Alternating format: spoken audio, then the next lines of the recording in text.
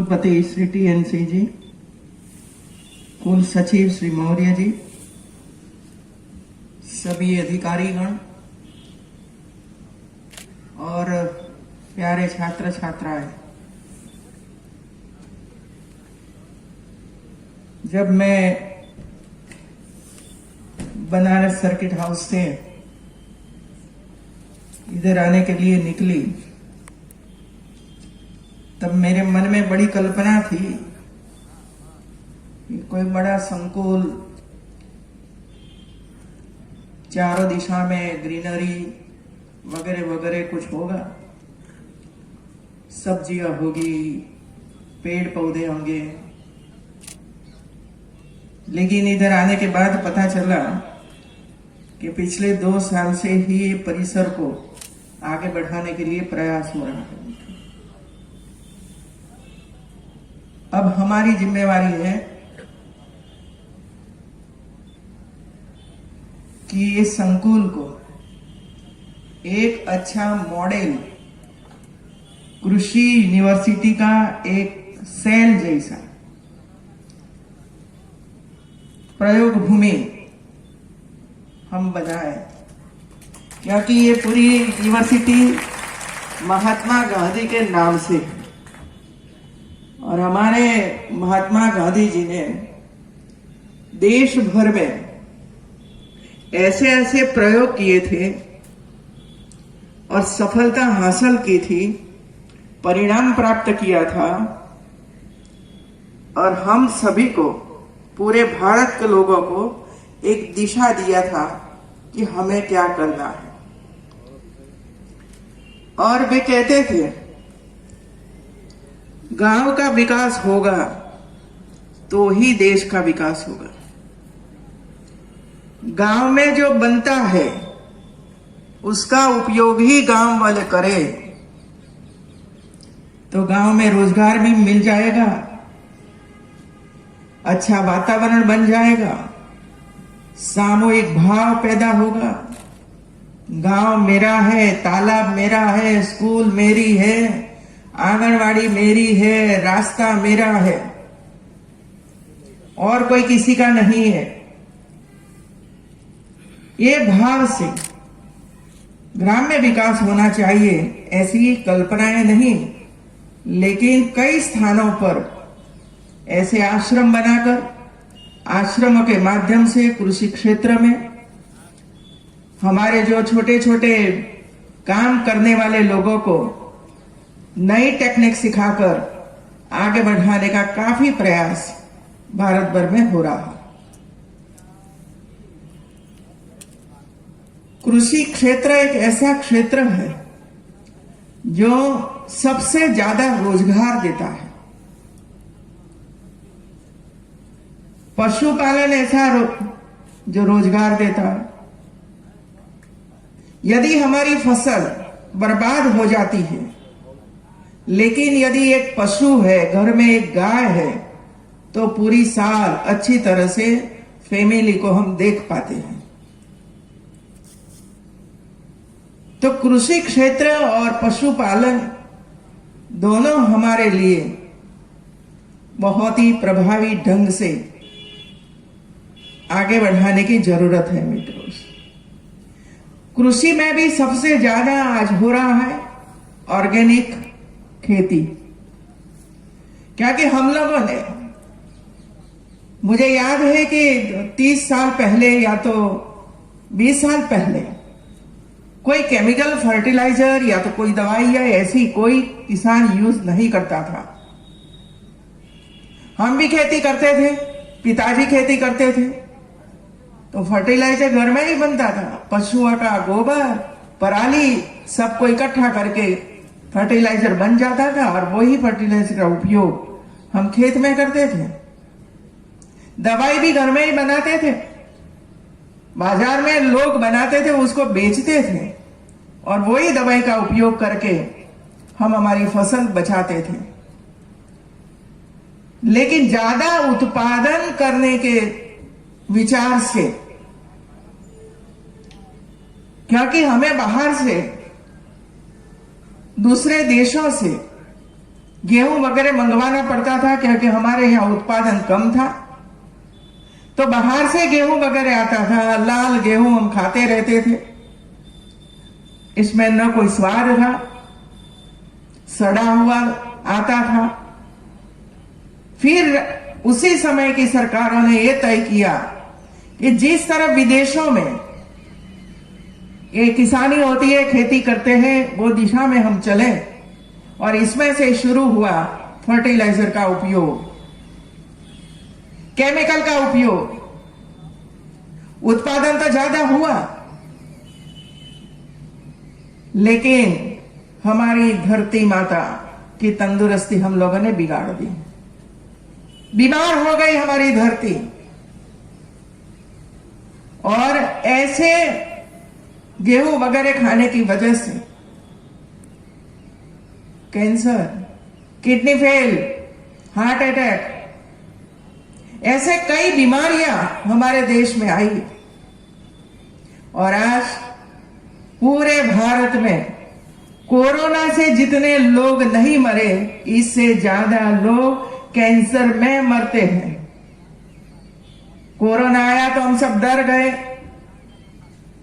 नई नई हॉस्पिटलें बनाई और अलग बेड बनाए, सब कुछ किया बचाने के लिए। लेकिन ये कैंसर क्यों होता है ये सबको पता है, फिर भी हम इसके लिए तैयार नहीं है, वो अपनाने के लिए तैयार नहीं। अब मुझे खुशी है कि पिछले 10 साल से हमारे किसान ये फर्टिलाइजर छोड़ रहे हैं और ऑर्गेनिक खेती तरफ आगे बढ़ रहे हैं। कल भी मैं एक डिस्ट्रिक्ट में गई थी, वहां कई किसानों को मिली थी जो ऑर्गेनिक खेती करते थे, जो मत्स्य पालन करते थे। और वे लोगों के साथ ये चर्चा होती थी, तब वो बोलते थे मित्रों कि अभी उत्पादन कम नहीं होता है।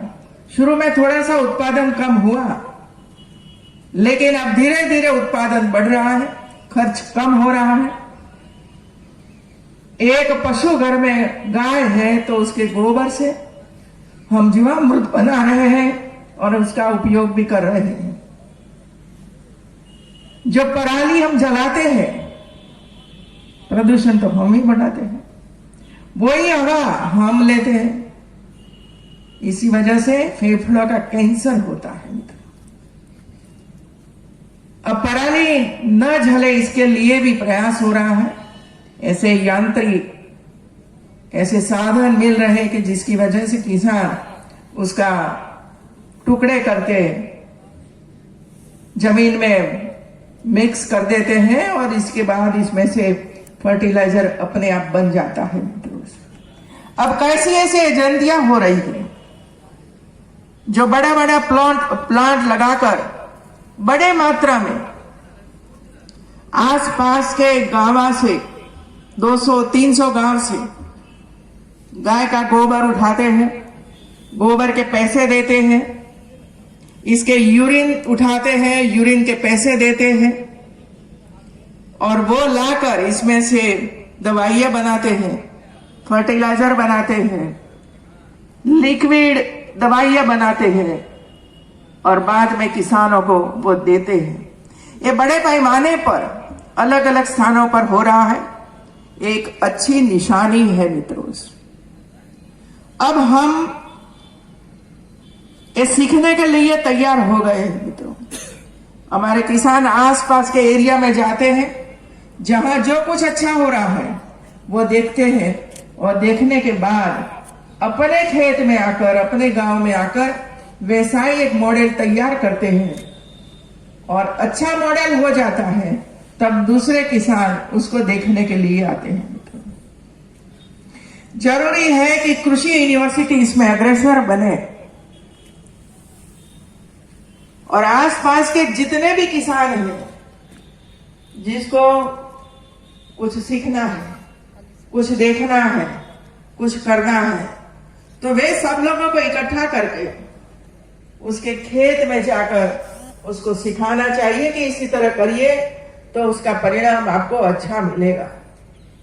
हमारे जितने भी छात्र छात्राएं इधर पढ़ते हैं या कहीं भी कृषि यूनिवर्सिटी में पढ़ते हैं, प्रैक्टिकल तो आप सीख ही लेते हो, थियरी आप सीख लेते हो, प्रैक्टिकल भी ऑफिस में या तो अपनी क्लासरूम में सिखाया जाता है।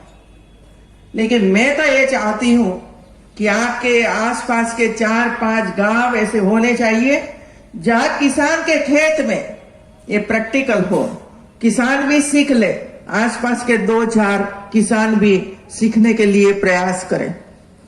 दूसरा, जितने स्टूडेंट्स इधर पढ़ते हैं ये तय करो, सर्वे करो कि जो बच्चे इधर पढ़ते हैं, 176 स्टूडेंट्स है इधर, वे लोगों के पास अपने गांव में कितनी जमीनें हैं। तो मैं ये चाहती हूं कि जितने स्टूडेंट्स कृषि यूनिवर्सिटी में कृषि सीखते हैं, वे सभी हमारे स्टूडेंट्स अपने गांव में जाकर अपने खेत में वो प्रयोग करें और पिताजी को समझाएं कि मैं ये सीखा हूं, हम इसी तरह आगे बढ़ेंगे मित्रों। वही करने की आवश्यकता है मित्रों। यदि 176 विद्यार्थी है, छात्र है हमारे पास, तो कम से कम इतने खेत में 1 एकड़, आधा एकड़ में कुछ न कुछ तो हम करवा सकते हैं और वहां जाकर करवाना चाहिए, करना चाहिए और दूसरा जो किसान है उसको सिखाना चाहिए कि अंकल इसी तरह आप करोगे तो ज्यादा उत्पादन होगा, खर्च कम होगा, फर्टिलाइजर कम होगा, ड्रिप इरिगेशन का उपयोग करोगे तो पानी की बचत होगी और पानी की बचत होगी तो ज्यादा एकड़ में हम हमारी खेती कर सकते हैं। तो यूनिवर्सिटी में जो भी प्रयोग हो रहे हैं मित्रों, ये सभी प्रयोग यूनिवर्सिटी के भवन से बाहर निकल लैब से लैंड तक ये पहुंचना चाहिए, लैब से लैंड तक ये पहुंचना चाहिए। हमारे अध्यापक ये दिशा में कार्य करें मित्रों। हम हमारे विद्यार्थियों को 2 महीने के लिए, 1 महीने के लिए कहीं प्रयोग करने के लिए भेजते हैं, तो क्यों ना हम हमारे ही खेत में प्रयोग करें, हमारे खेत में काम करें मित्रों। और मैंने देखा है कि हमारी बेटियां ज्यादातर कृषि क्षेत्र में आगे आ रही हैं, पशुपालन में आगे आ रही हैं। एक अच्छी बात है मित्रों। पहले मैंने देखा था कि सभी छात्र ही एक कृषि यूनिवर्सिटी में आते थे, पशुपालन, मत्स्य उद्योग इसमें जाते थे, लेकिन अभी काफी मात्रा में हमारी बेटियां भी इसमें इंटरेस्ट ले रही है, इधर से सीख कर जाएगी, जहां जाएगी वहां उसका ज्ञान वहां उपयोगी होगा और अपने परिवार को आगे बढ़ाने के लिए प्रयास करेंगे मित्रों। आप देखिए पास में इतना बड़ा अच्छा बना हुआ, बांधा हुआ तालाब है। अब मैं ये चाहती हूं ये तालाब की सफाई होनी चाहिए, आसपास इसके जो गांव है, पास में बड़ा गांव है मित्रों, इसका सहयोग लेना चाहिए, युवा आगे आए और तालाब का उपयोग खेल कूद के लिए, आसपास जमीन है, इसमें भी हम कुछ न कुछ अलग कर सकते हैं। कोई नजदीक में कॉलेज भी है, उनके भी छात्र छात्राएं हैं, तो सभी मिलकर एक अभियान चलाए और ये तालाब को स्वच्छ बनाए मित्रों, तालाब को स्वच्छ बनाए। ये हमारी धरोहर है मित्रों, वो टूटना नहीं चाहिए, इसके संभालना हमारा काम है। हमारे पूर्वजों ने बनाया क्योंकि उसी समय पीने का पानी वहां से प्राप्त होता था, और पानी का उपयोग पीने के लिए होता था, कपड़े वगैरह वगैरह धोने के लिए, स्नान करने के लिए होता था। धीरे धीरे डेवलपमेंट इसी दिशा में हुआ, घर घर नल आ गया तो तालाब की जो कीमत थी ये हमारे लिए कम हो गई और एक कूड़ा कचरा के लिए का एक स्थान बन गया। यदि हम पानी बिगाड़ेंगे मित्रों तो हम जीवित नहीं हो सकेंगे। अच्छा जीवन जीने के लिए, स्वास्थ्यप्रद जीवन जीने के लिए शुद्ध हवा की आवश्यकता होती है, शुद्ध पानी की आवश्यकता होती है, शुद्ध आहार की आवश्यकता होती है और शुद्ध विचार की आवश्यकता होती है। शुद्ध आचार विचार होना चाहिए मित्रों। ईश्वर ने इतना कुछ दिया है, हवा बनाने के लिए तो हमें जाना ही नहीं पड़ता, वो तो हमारे वृक्ष पैदा ही कर देते हैं हमारे लिए। वो कार्बन डाइऑक्साइड लेते हैं और हमें ऑक्सीजन दे देते हैं, लेकिन ये मिक्स करते हैं तो हम ही करते हैं। हवा बिगाड़ने का काम हमारे माध्यम से हो रहा है और इसी वजह से हम संकल्प करें, ऐसे साधन भी बने हैं कि जो पराली में से कोई पाउडर स्वरूप बनाकर ये जमीन में डालता है, उसका ज्यादा से ज्यादा उपयोग कीजिए मित्रों। और ऐसी गंदी हवा से बचिए। पीने का शुद्ध पानी मिले, इसीलिए पूरी सरकार, केंद्र सरकार, राज्य सरकार लगी है मित्रों। इसमें हमारा सहयोग होगा तो जल्दी से हर घर नल से पानी मिलेगा। और तीसरा, हम ऑर्गेनिक खेती करेंगे तो जो सब्जी हम खाएंगे ये ऐसी दवाई वाली है तो नहीं होगी मित्रों। हमारे लिए तो हम करें, ये दूसरों के लिए ही बनाना चाहिए कि जिसकी वजह से उसकी भी स्वास्थ्य अच्छी रहे मित्रों।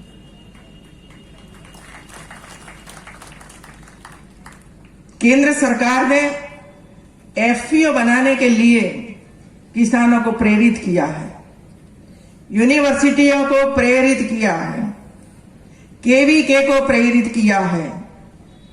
और मैंने देखा है कि ये जो जनपद है, ये जनपद में अभी तक 10 एफपीओ बनी है और सक्सेसफुल तरीके से काम कर रही है मित्रों। मैंने कहा कल मैं ये सभी एफपीओ को मिली थी, उसका कई सुझाव था, ये सुझाव मैंने ध्यान में लिया है और जहां वो चर्चा होगी वहां हम कहेंगे मित्रों। लेकिन जितनी भी राज्य और केंद्र सरकार की योजना है किसानों के लिए, महिलाओं के लिए, ये सभी का उपयोग करके हम आगे बढ़े। यूपी में स्वयं सहायता जुट समूह की महिलाएं हैं मित्रों और काफी मात्रा में वो महिलाएं काम कर रही हैं और अलग अलग प्रकार के काम कर रही हैं, इनकम जनरेट कर रही है, अपने परिवार को आर्थिक दृष्टि से आगे बढ़ाने के लिए प्रयास कर रही है। इसका इतना अच्छा फल मिला है, जो महिलाएं पहले अपनी बेटी को पढ़ाने के लिए तैयार नहीं थी और वो कहती थी कि इसको पढ़ाने से क्या फायदा है, वो तो ससुराल जाना है उसको, तो यदि वो शिक्षिका बनेगी और 10-15 हजार रुपया सैलरी लेगी तो उसका विवाह हो जाएगा तो दूसरे घर चली जाएगी। तो जो पैसा कमाने के लिए मैंने जो मेहनत की, पैसे खर्च किए, तो उसकी सैलरी तो वहां मिलेगी, हम क्यों उसको पढ़ाए। ये विचार हमारी महिलाओं का था। आज वो विचार संपूर्णतः बदल चुका है मित्रों और वो स्वयं बोलती है कि मैं नहीं पढ़ी तो मुझे क्या परेशानी होती है, मुझे पता है। कोई अधिकारी के सामने जाते हैं और वो कहते हैं कि इधर साइन करो, तो मैं हस्ताक्षर नहीं कर सकती हूँ, तो मुझे अंगूठा लगाना पड़ता है और मेरे मन में यह होता है कि मैं क्यों नहीं पढ़ी, अंगूठा लगाना पड़ता है। तो ये नौबत मेरी बेटी के लिए नहीं आना चाहिए। वो पढ़ी लिखी होगी, अपना काम करती होगी, तो अपने बच्चों को भी आगे ले जाने के प्रयास करेगी। एक पीढ़ी से ज्ञान दूसरी पीढ़ी से तीसरी पीढ़ी करते करते करते समग्र समाज एक संस्कारी समाज, पढ़ा लिखा समाज बन सकता है। और इसी वजह से महिलाओं की शिक्षा, बेटियों की शिक्षा अधूरी नहीं रहनी चाहिए। जितना उसको पढ़ना है, जिस तरह आप बेटे को पढ़ाते हो इसी तरह बेटी को पढ़ाओ। अब बेटा तो कैसे पढ़ता है आपको भी पता है, मुझे पता है। सिंसियरली जो कोई पढ़ता है तो बेटियां पढ़ती है, ज्यादातर घर का काम करती है, खेत का काम करती है, पशुपालन का भी सहयोग करती है, और बाद में किचन में भी जाती है, और बाद में जो समय बचा वो समय में पढ़ना लिखने का काम करती है मित्रों। और इसी वजह से आप सबको, जब मैं इस सेवापुरी में आई हूं, सेवापुरी एक विधायक क्षेत्र है, और हमारे प्रधानमंत्री श्री, आपको पता होगा, सेवापुरी विधानसभा क्षेत्र को आदर्श विधानसभा क्षेत्र बनाने के लिए नीति आयोग ने उसको एक्सेप्ट किया है। और नीति आयोग के जितने सदस्य हैं बार बार इधर देखने के लिए, सर्वे करने के लिए आते हैं। मैं एक बार पहले आई थी अक्टूबर महीने में, तब मैंने सेवापुरी के कोई क्षेत्र में प्रवास किया था और वहां की आंगनवाड़ियों को मैंने देखा था। आंगनवाड़ी में 3 से 6 साल के बच्चे आते हैं,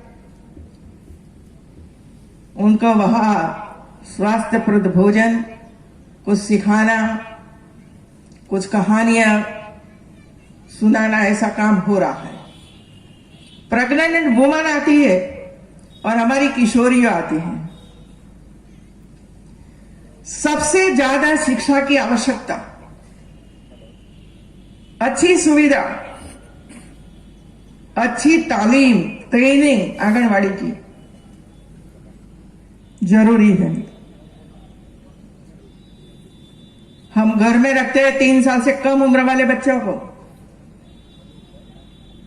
जो सिखाना चाहिए वो हम सिखाते हैं, लेकिन आसपास अड़ोस पड़ोस मित्रों, ये सबके बीच में जब हमारे बच्चे खेलते रहते हैं, जाते रहते हैं, तब कुछ न कुछ सीख कर आते हैं जो उसके जीवन के लिए अच्छा नहीं होता है। कुछ अच्छा भी सीखते हैं तो कुछ गंदा भी सीखते हैं।